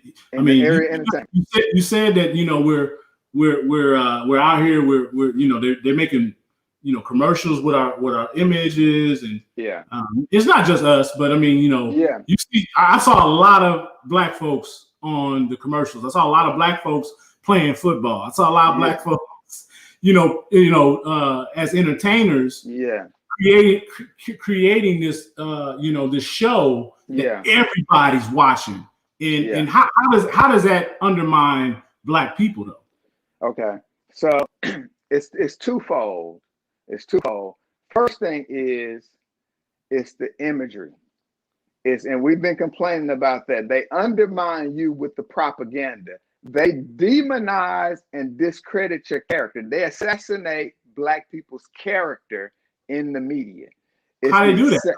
How they do that? They put negative images of Black people all the time. You watching the news or you watching movies. They're constantly putting negative images in the heads of people about Black people. You know, I think it's that, but it's the control of the images, right? So if I own the media companies, well, what am I going to produce? I'm going to produce something that I want people to see. Exactly. And that's what, you know, being on, you know, Shawnee's network and Media Room 360 allows us to be free with our content and just share from a real perspective. But everybody's not doing that. You know, we can't distinguish between what we see and what we're looking at. Yeah. You know, if I go back to Neely Fuller, he says that we get trained not to see. We can look at stuff, but we don't actually see. You're not seeing what's going on. Right. So we're indoctrinated not to see racism. And we're indoctrinated to walk right past it. We look at it, but we don't know what we're seeing as a group. And that's why we're in negative. That's why, like you said, that imagery, when they shoot a kid in the middle of the street, you know, in my condolences out to those families that have lost their young boys. But my point is that they put it on television to get people to, you know, become less desensitized to it. Exactly. So, you know, in entertainment, they exalt the athlete, they exalt the celebrity, they exalt these people in these positions that are very talented. And it goes back to your soul power perspective. You know, so they're showing you their soul when they do that, and that's entertaining. Yeah.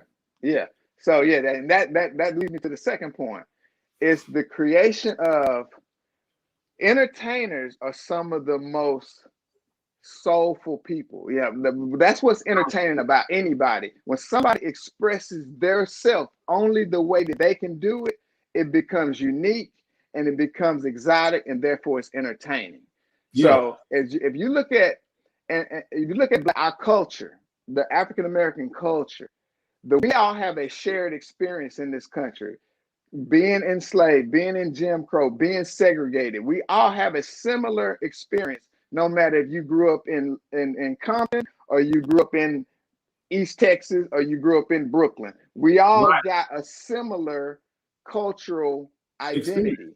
Yeah. And so the way that we express ourselves is unique because of our experience in this country. So a lot of the things that are created that are so entertaining are coming from our culture, our soul's expression. That's the only thing that we truly own in this world, is our minds, bodies, and our souls, and how we express that soul to the world is our gift. That's our gift to the world, our unique expression. That brings me to a good quote I want to share with you, man. I want to see if you can guess who said this, right? Okay. The person said, human knowledge consists of only liberal libraries of parchment and ink. It's also comprised of the volumes of knowledge that are written on the human heart, chiseled on the human soul, and engraved on the human psyche. Who said that? Man, I don't know, but that is powerful. I'm gonna give you a clue. Okay. It's your favorite entertainer of all time. Michael Jackson.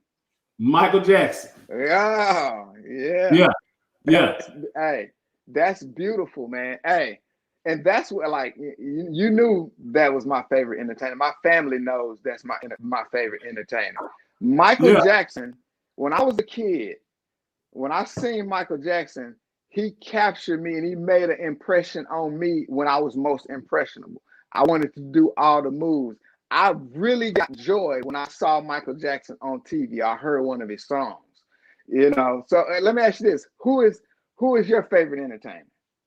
I'm gonna say a quote for that person. I'm gonna see if you can figure it out. All right. My favorite entertainer of all time said, when I was a child, kids used to make fun of me because I was blind, but I just became more curious. How can I climb this tree and get an apple for this girl? That's what mattered to me. Hey, I'm gonna say this. I think it's Stevie Wonder, because you said blind. Am I right? I gave it away. Yeah. You're right. Hey, Stevie Wonder, in my opinion, may be, and I love Mike, just talent and actually having to overcome limitations. Stevie might be the most talented person that I know of. I wouldn't. That could be an argument. I think that brother is very talented. A lot of talented people out there, but yeah, he definitely wasn't working with all the five. Yeah. But that's what I'm talking about as far as the way we grow up, our soul, the way we only sing like that. The way Marvin Gaye went out and sung the national anthem, the way Whitney Houston sung the national anthem, that could have only come from the Black soul. We are soul. And as a matter of fact, if you look up in the dictionary about soul, that's the definition. And I can't quote it verbatim, but it says something about the way that African Americans express themselves. I'm just paraphrasing, but if you go look at Webster's dictionary, that's the definition of soul. It all has to do with our culture. And that is what they've been trying to steal this whole time, because they can't create it. Nobody can create this. Beyonce and how she performs and moves on stage could only come from a sister from Houston, Texas, in the country. You know what I'm saying? Experience, those types of experiences produce the greatest entertainers that we see on this planet, and they're African American. Right on. You see what I'm saying? Yeah. So, and if you go back to what I'm saying, how this economy works, that's why they need us. That's why they need us, because we are the entertainment. Well, I mean, I think what you're saying is, and correct me if I'm wrong, is that our counterparts, they value the material world more than we do, in a sense. Yeah. That's right. Yeah. And which is why we could be on the bottom of the socioeconomic totem pole, into perpetuity, into the future. Because we're not really concerned with really owning a piece of the American dream. We just want to kind of participate in it. Is that what you're saying? I would venture to say that I don't think our value system as a people has much to do with money.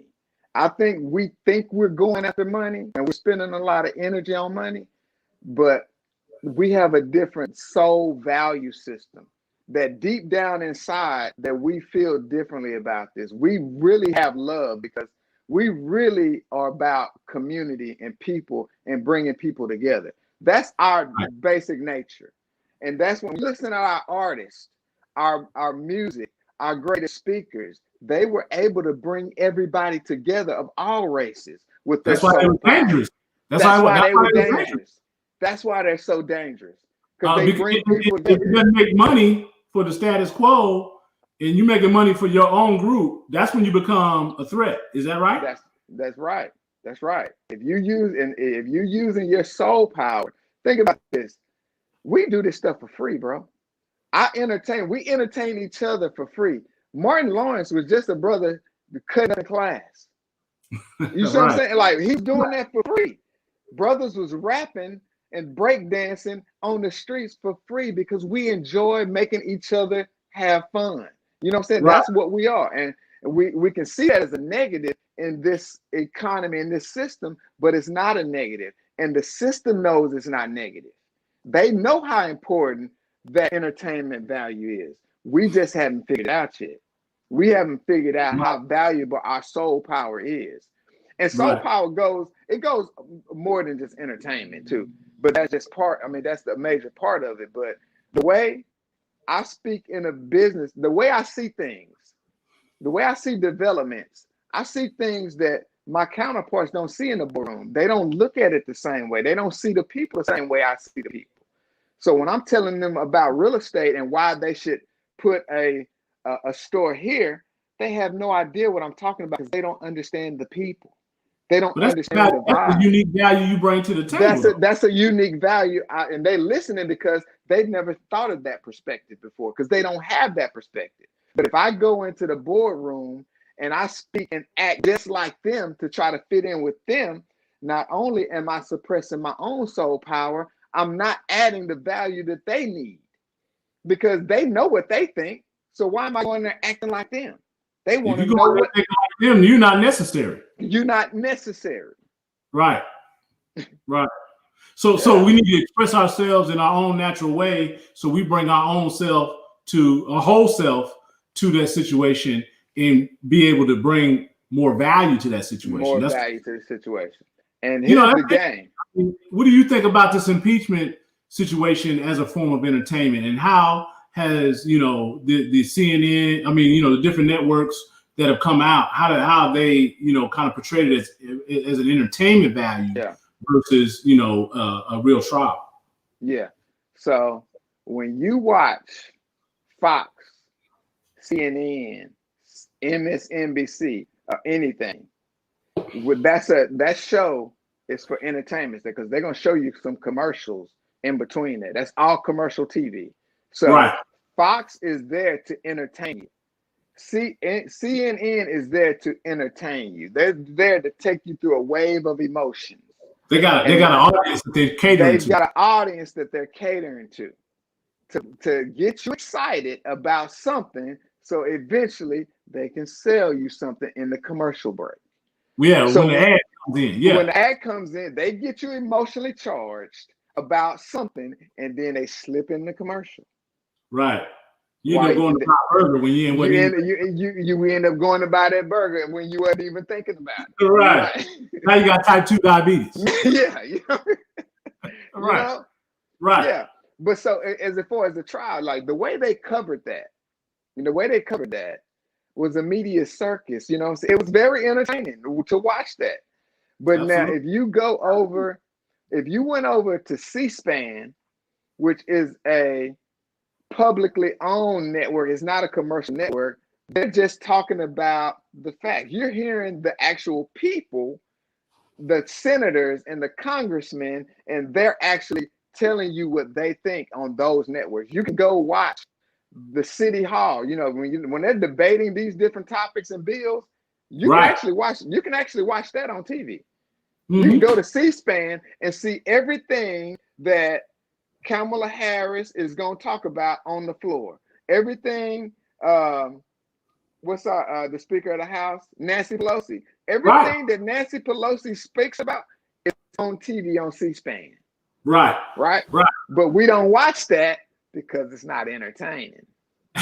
No, it's not. It's not entertaining. It's just wrong. So we choose to go get our information from entertainers. Yeah. To advance the conversation, because we only got an hour, right? We got about 24 more minutes left. But man, let's keep it rolling, man. Let's keep it rolling. Can a group who made the laws really police themselves? Man, that's a question that So Congress votes on their salary being raised the lowest. So we elect them to office, and then they get to vote and make the laws about how they get paid. Right. Okay. Yeah. Right. And they salary go up every time they vote. They I don't think they've ever had a salary decrease like me or you would have in our job. They want to cut costs, but notice the senators and congressmen and the government, they never get their salary. Just a thought. But we back on entertainment. Well, yeah, I mean, I think entertainment somewhat is a distraction to get you more really doing charge, and then they hit you with the ad, and the ad is a set. And once you're in your emotional state, you're no longer rational, and you're susceptible to making decisions that you might not make if you were in your rational mind.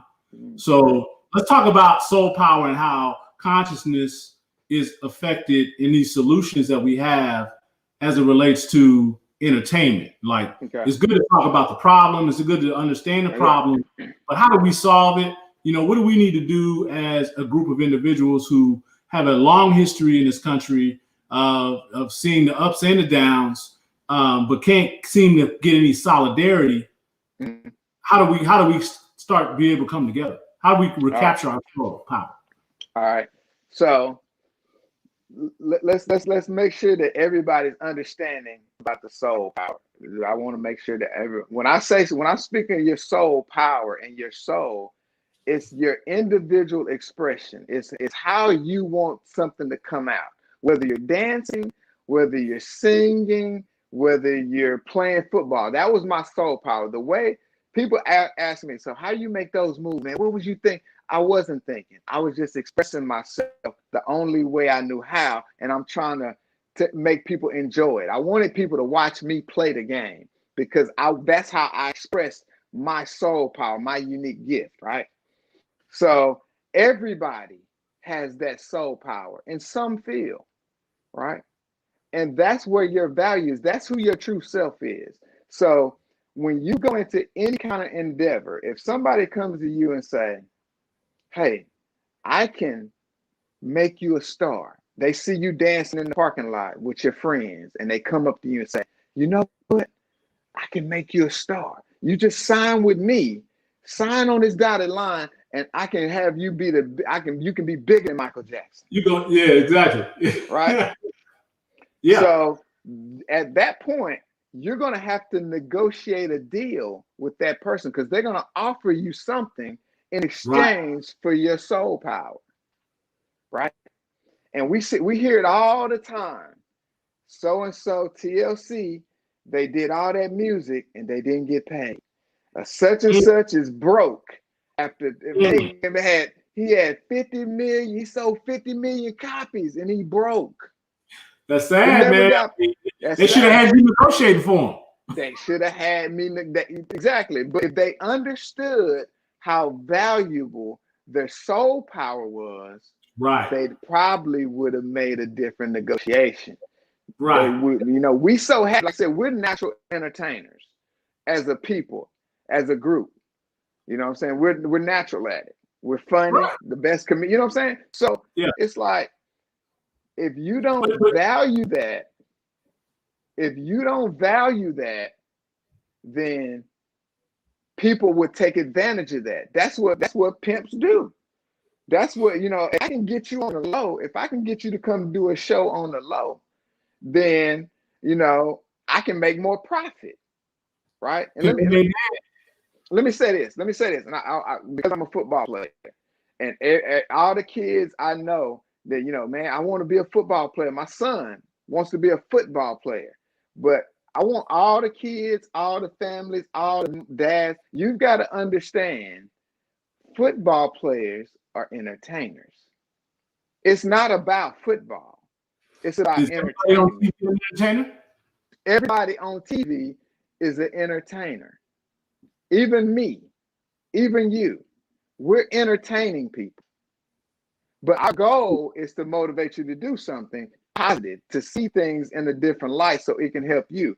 But for the most part, commercial TV is there to make a profit. So the entertainers, so people get mad at people. Let's go, we're in Dallas and we're Cowboy fans, and the Dak Prescott situation was big in the news all over. And people be having the nerve to say stuff like, Dak, he gonna cost too much on the salary cap. He ain't worth all that money. He ain't as good as this person. He ain't as good as that person. Well, here's the truth, fellas. Dak is negotiating his soul power. It doesn't have anything to do with football. Dak Prescott is the face of the most profitable franchise in all of sports. His jersey sells more than anybody else's image just because he plays for the Dallas Cowboys. Very true. So when he's negotiating, he's not negotiating about his football skills. He's negotiating about how much money Jerry's going to make on his soul power. And he wants to get his proper cut. That's how you don't get your soul power pimped. If you know what you're worth, it's like Sam Cooke. It's like Prince. It's like Michael Jackson. Those people knew how much their value was worth, and they demanded it. Right. Well, and isn't that how oppression works? I want to make you to value yourself so I can get you at a low price. Yes. You don't understand that buy low, sell high mentality. Buy low, best. Yeah. I can make you feel bad about yourself based on your own experiences that I wasn't there to see. Yeah. And you already feel bad about yourself. Well, I can buy you at a low price. Like at a low price. I think who was it? Lil Wayne that said, I can get your brains for a bargain like I bought them at Target. Man, bars. That's a bar. Yeah, that's bars. Yeah, but we got to be thinking about this stuff. So when you look at the industry, we just see it way too much from our people. We see it way too much from people that don't understand their worth, their unique soul power. And that's why we come out with the Braveheart Network. Me and Killa, right now, we created it's a website, but it's an organization that we're forming called the Braveheart Network. It's those individuals, men and women, that have the courage to express their soul power in any given situation. If you go into a board meeting, you don't switch it up. You tell them exactly how you feel. You know your worth. You know what your value is. You're expressing your unique gifts, and that's what I'm finding in society. I'm finding that the main thing that the dominant American culture doesn't want to see is authentic Black soul in public. They don't want to see that. They want to curate. They want to curate that. If they only want to see it, if they can control it and monetize it. Think about this. Where can you be a nigga? Like if you come from the hood and you grew up and you do hood stuff and you talk hood, where can you still maintain that attitude and swag and make it in this economy? Hip hop. Hip hop and sports. That's the only place that you can Jail. still be yourself.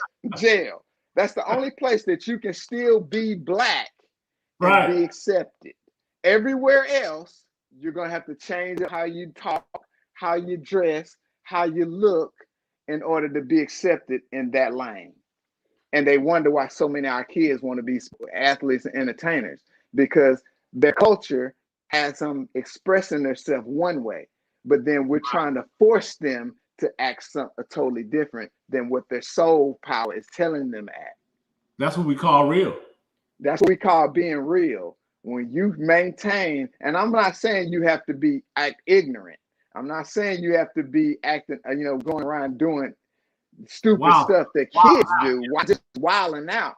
But however you talk, however you move, however you express yourself, that's how you do it. Because that's the authenticity that's what really draws people to those artists. We know when an artist is fake. That's why we don't like fake rappers. That's why we don't like people that don't write their own rhymes, because we know it's not authentic. We know it didn't come from their soul. We love Tupac because he was spitting his soul. Just if you don't know, you tune into the Muck and Killa podcast. Download the Media 360 app and catch us on Facebook, YouTube, and Roku, and other platforms. Check out Shiny Scott and Males on the Mic in the morning. It's Recipe for Conversation with Antoinette. Big Bink's Break Room with Action Jackson, Shiny Scott, and Big Bink. Let's Get It Radio and many other programs. But you're right. You're right, Muck. We have a responsibility, and I'm gonna go into a quote. All right. Real quick. A race of people is like an individual. It's like an individual man. Okay. Until it uses its own talent, takes pride in its own history, expresses its own culture, affirms its own selfhood, it can never fulfill itself. Who said that? God had to say that. Okay, it was close. That's what I'm saying, man. That's what I believe, that that's when you feel oppressed and suppressed. When you go somewhere and you feel like you can't express yourself the way you want to. That's an oppressive feeling. You know what I'm saying? But though it's very freeing. And that's what a lot of rappers, entertainers, and athletes do. They get in an environment where they can express themselves, and we feel free. You feel free when you can express yourself the way you want to express yourself.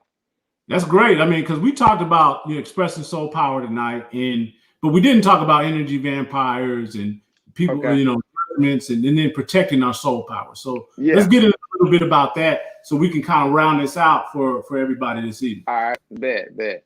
So with your soul power, and knowing your soul power is your energy. Soul is energy. So when so that's what it is. The energy that you use through your body to express yourself. That's what soul is. So now there are people that you can be around and places that you can be that will drain your energy.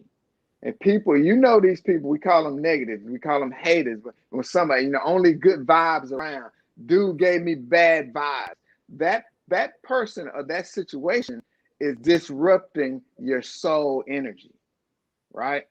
So what we do all day, every day, is we make an assessment about the people that we're choosing to spend our time with.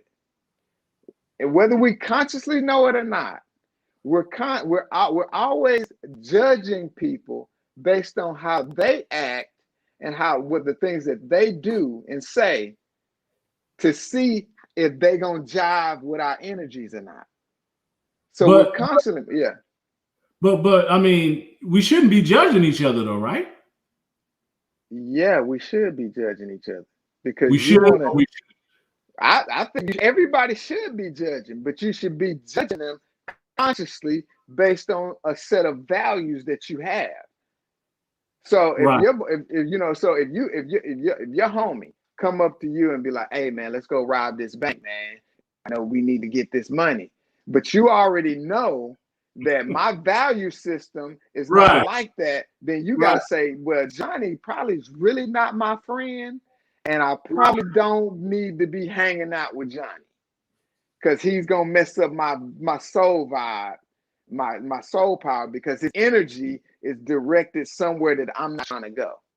Right. So you need to make assessments, and I'm not saying judging people to the point where you're going to hell or judging them as a person. Right.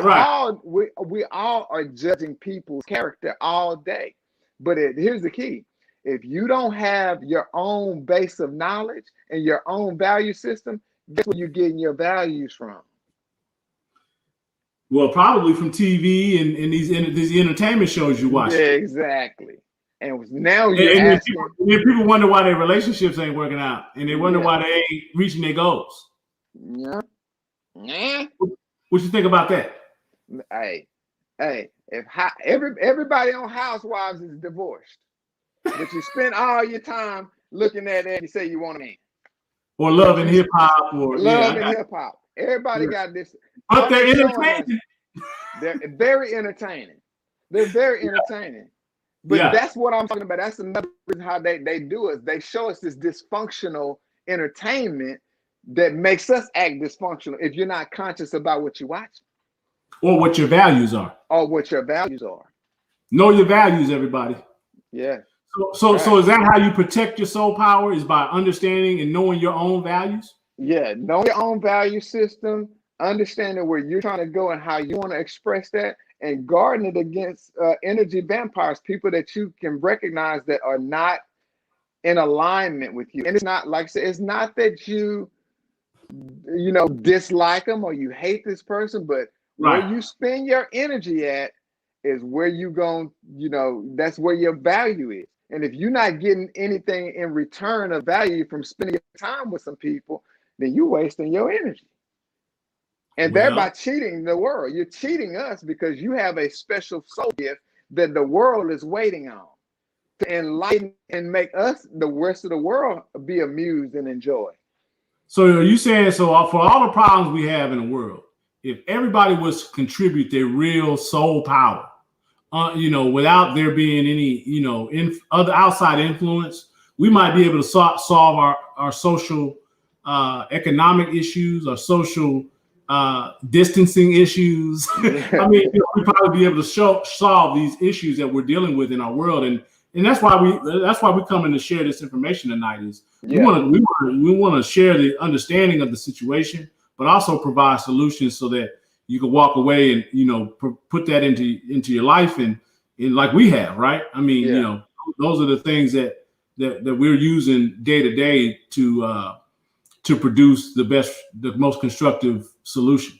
Yeah, and what I want people to know, this is why we're doing Talking Black, because there's an attack on our culture. There's an attack and exploitative events on our culture. And we have to protect that. We have to push the culture forward. And that's what this is about. That's what Shawnee has this network for. That's what everybody's talking about, man. That's what Jay-Z is talking about. That's what the talk, man. Express yourself. When I walk into a meeting, I'm Black. I know I am. And that's just as good as anything else out there. I'm here to bring my unique talents to the table so we can all benefit. We can all benefit. I'm adding something unique. And when I realize, like I'm going back to me, when I realize I'm in meetings with big wig, I'm in meetings with CEOs, I'm in meetings with the top people. They don't, and when you get to that level, they want to hear your soul power. They know that's why you in the room. Yes. That's why they know that. That's why they in the room. Yeah. Yeah, but it's the average everyday person that ain't doing shit themselves that want to suppress you from being you. They want to make you fit into their boring life. Right, their box. Their box. Their narrative. You can't do that, man. You have to feel free enough to express yourself the way that you need to express yourself. And not if it's negative, you got to suffer the consequences of your negative soul energy. But if you're trying to do something positive, and if your intent is to do something constructive, then do it with all your soul power. Yeah. Do it with all your uniqueness.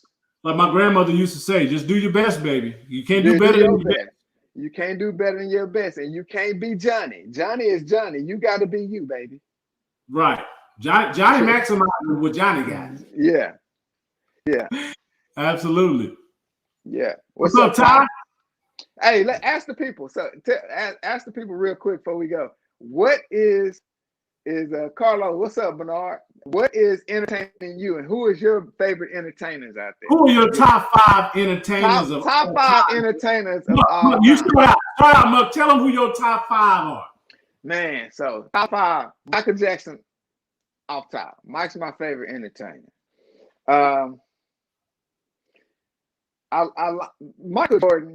Michael Jordan as an entertainment factor was right. big for me. Big for me. Denzel Washington as an actor is very entertaining to me. And I'm a thought-provoking person that likes to think and likes to laugh.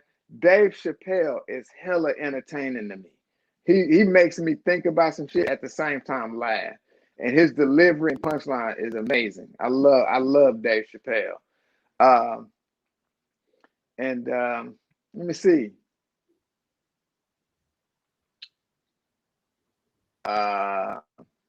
This recently. No, I'll say this. Barry Sanders as an entertainer. That cat is the best with the ball in his hands. I love to see Barry Sanders get at it with that ball in his hands, man. Wow. So that's my top 5. Ty said Jamie Foxx. Yeah, Jamie's very talented, man. That brother can do everything. I'm with you on Jamie Foxx. Yeah. Yeah. You know, who you got? I got Stevie Wonder. Stevie Wonder. No doubt. Muhammad Ali. Ali, yeah. Oh yeah. Tiger Woods. Tiger. How you come on Tiger? How you come on with Tiger? Whether you like him or not, he changed the game. He did. He changed the game. Yeah. And so that's 3. So Eddie Murphy. Eddie Murphy changed the game.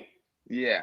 And I got to give it to my last but not least is I got to think about this one, man. Let's go with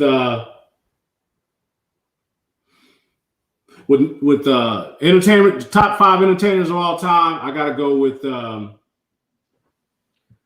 who is Jordan Lucas? Richard Pryor, I'm with you. Who is Jordan Lucas? I don't even know them. Who is that? Time? Yeah, exactly. Yeah. Eddie and Richard. Man, it's just so many though. It's so many that come out of our culture, man, that we can uplift. It's just so many, man. This is what we do, and we got to embrace that. But we also got to understand how not to sell out. That's what a sellout is. When we see somebody that done sold our culture out for profit, right, and only profit, that's what a sellout is. Somebody done sold their soul for some money and they pimping our culture. That's what we don't like. Yeah, that's true. That's true. Yeah. I gotta say, there's so many though. Carlos, Jim Brown, Serena Williams. Yeah. Serena Williams. Yeah. Venus LeBron Williams. James, Venus Yeah, Serena. there's a lot of people out there. Barry Bonds. So anyway, man. So great time. I go check him out. Jordan Lucas. Yeah. But yes, go to download the app, Media 360, Media Room 360. Check us out every night, every Friday from Friday night 9 to 10 p.m. on Friday. Tonight's topic again was entertainment, and we want to make sure that hopefully you enjoyed it, our show. But download that Media Room 360 app. Catch us on Facebook Live and YouTube and Roku. Check out Shawnee Scott and Mel's on the mic in the morning. Recipe for Conversation with Antoinette. Big Bink's Break Room. Let's Get It Radio. And don't forget Talking Black with Muck and Killa. We're signing off this evening and appreciate y'all's time. Muck, anything else you want to share, man? Yeah. Check out the website's coming soon. BraveheartNetwork.com. We're gonna have some great entertainment to uplift your soul. It's express your soul power. We're gonna encourage everybody to join together and lean on each other for support to start expressing our own individuality, accentuating our culture, and not let people pimp our culture anymore. It's ours. Ownership.